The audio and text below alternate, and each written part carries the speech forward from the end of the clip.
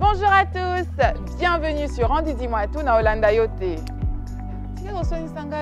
puis c'est cette partie que tu vas couper pour mettre. Lis ta Bible si tu veux grandir. Ah, j'ai oublié la chanson là. Si vous savez, écrivez ça en commentaire, j'ai oublié. Bonjour à tous, bienvenue sur Andy Dis-moi tout. Ça fait énormément plaisir de vous avoir pour cette nouvelle capsule. Je vous ai promis un témoignage et nous allons le partager tout de suite. Mais avant tout, j'aimerais vous demander quelque chose.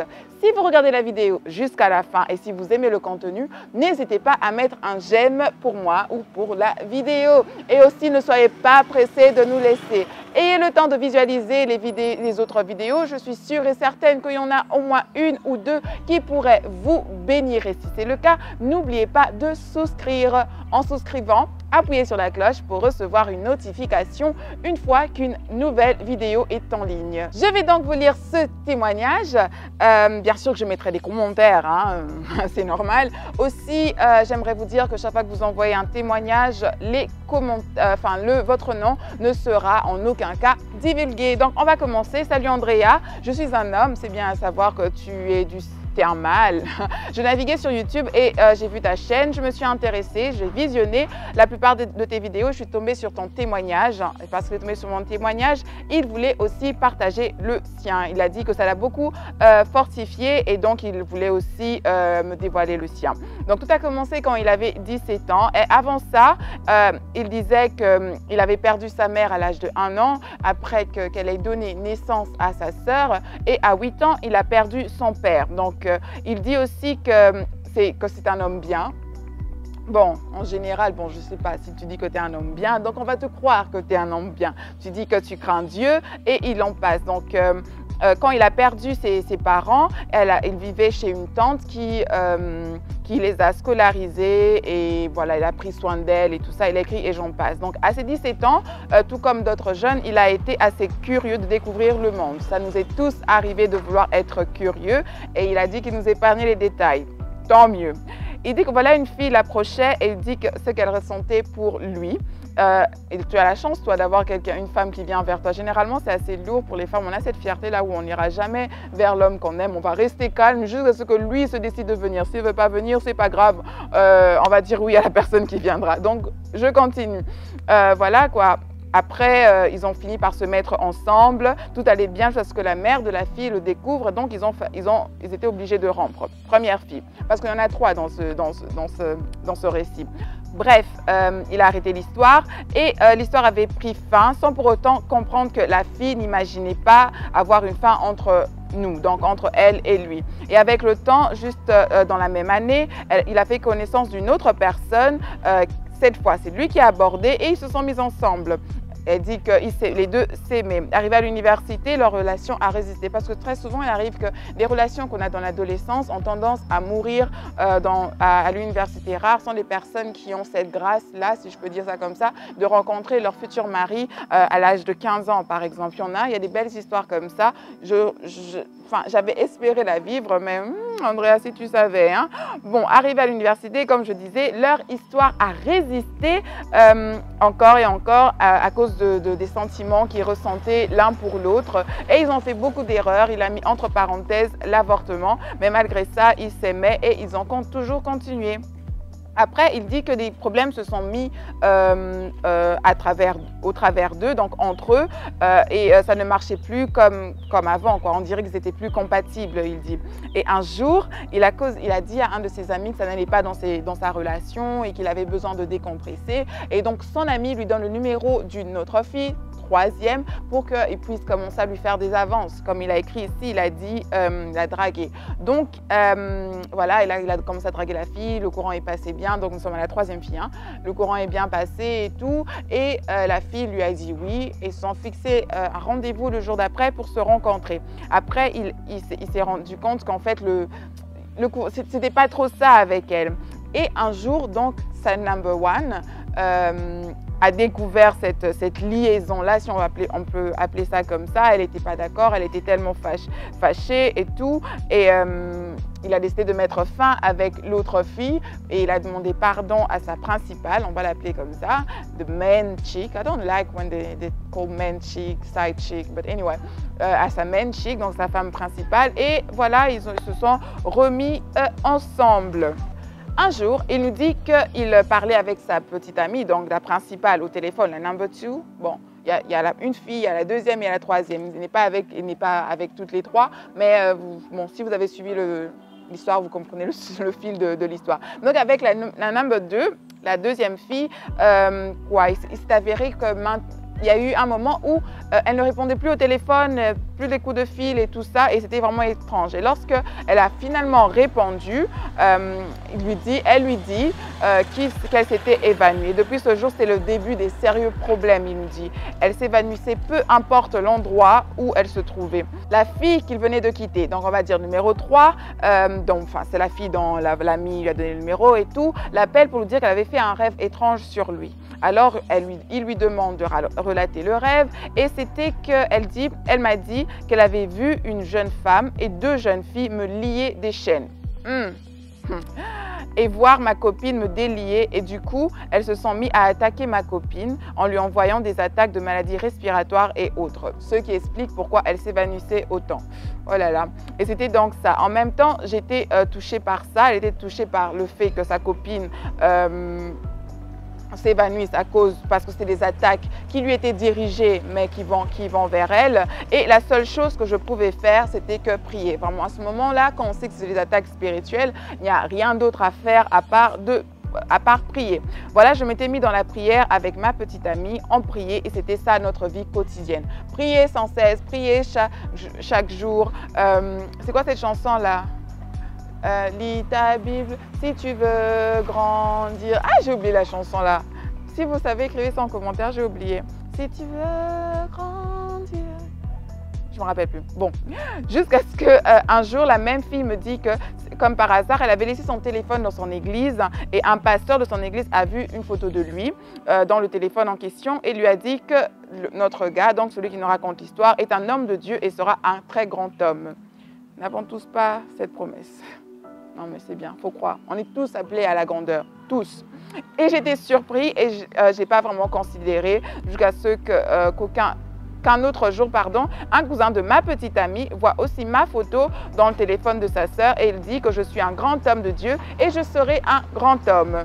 Il nous dit donc, et là, je cherchais à mieux comprendre ce qui s'est passé. Il n'y a pas grand-chose à comprendre, c'est juste que Dieu t'appelle à la grandeur. Dis juste Amen et prie pour que cela puisse se réaliser. Et si tu peux, sème aussi.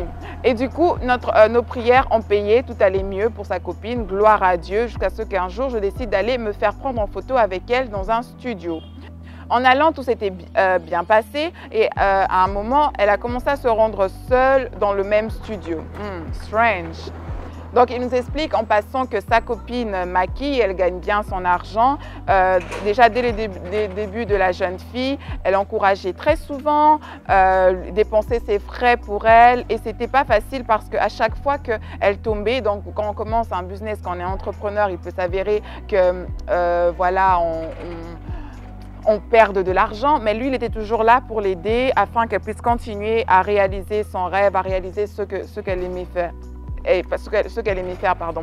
Et c'était pas facile parce qu'à chaque fois qu'elle tombait, voilà, je ne me lassais jamais à l'aider et elle m'aimait aussi pour ça, ce qui est bien. On a tous besoin de quelqu'un qui nous pousse et qui nous soutienne dans une de nos entreprises. Et le jour où elle s'était rendue compte dans ce studio, on lui avait proposé de travailler là-bas et elle m'avait rien dit parce qu'entre nous, on avait quelques disputes. Ça arrive, moi aussi j'ai un peu ce vilain défaut là de ne pas update quand on est fâché. Ben, on est fâché, tu le sauras quand on ira bien.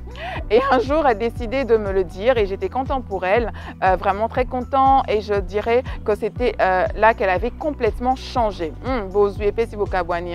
Elle n'arrêtait pas de dire que je ne grandis pas, qu'elle est, oh là là, le pauvre, ça fait mal, que je ne grandis pas, qu'elle est à présent dans une autre étape de sa vie. Elle ne veut surtout pas que je sois un blocage courage pour elle. C'est très méchant. Il ne faut jamais cracher sur la main qui nous a nourris ou les gens qui nous aident. Il ne faut jamais se détourner d'eux. C'est très... En tout cas, si elle nous suit, si tu te reconnais dans cette histoire, j'aimerais vraiment te dire que ce n'est pas OK. C'était vraiment un choc pour moi, il nous dit. Mais bon, je continuais toujours à l'aimer malgré tout. Oh, le pauvre. Jusqu'en décembre 2019, elle décida de me quitter. Elle n'arrêtait pas de dire qu'elle avait des problèmes dans sa vie, elle voulait vivre seule et elle s'était mise dans l'alcool, la cigarette, le vie de boîte, etc. et autres. Yeah, I'm sorry. Et un jour, ma sœur a vu ça et lui a juste dit que la vie qu'elle avait choisie n'était pas bonne et la fille l'avait mal pris. Elle s'est mise à insulter, dénigrer ma famille et moi y compris, jusqu'à ce qu'elle me fasse un message en disant qu'elle a des parents bien vivants qui lui éduquent. Ça, c'est méchant. En sachant que les parents de ton copain, ton ex, en devenir sont morts et tu lui balances ça sur la face. Non, les filles, des fois aussi, hein, s'il vous plaît. Je sentais qu'à cause de tout ça, je m'éloignais de Dieu. J'étais complètement dans la dépression. Je m'imaginais jamais voir mon avenir sans elle. Alors, je suis vraiment désolée. C'est vrai que quand on a un choc comme ça, c'est vrai que ça nous éloigne de Dieu. On va pas se mentir. Maintenant, il faudra avoir la force de s'agripper à Dieu et avoir que Dieu soit celui qui console, parce que c'est seulement lui qui console les cœurs. Et voilà, j'ai fait de mon mieux, mais tout n'allait pas bien pour moi à un niveau que je continuais à faire des excuses pour un mal que je n'ai pas fait. Oh là là!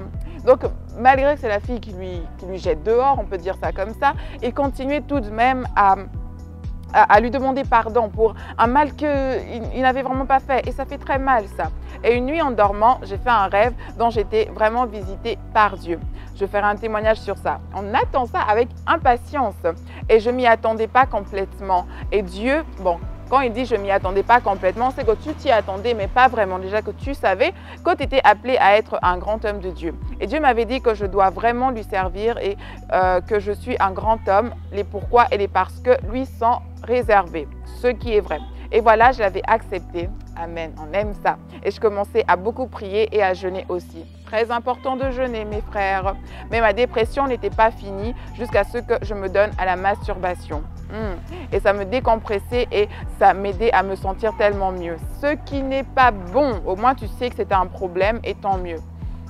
Je mettrai peut-être en bas des commentaires qui pourraient vous montrer. Il y aura des commentaires et quand vous le lirez, vous saurez les points négatifs qu'il y a dans son témoignage, d'accord? Peut-être que ça peut aider quelqu'un ou consoler une personne. Mais je n'appréciais jamais ce que je faisais. Je trouvais ça mal en tout cas, c'est sûr que c'est mal.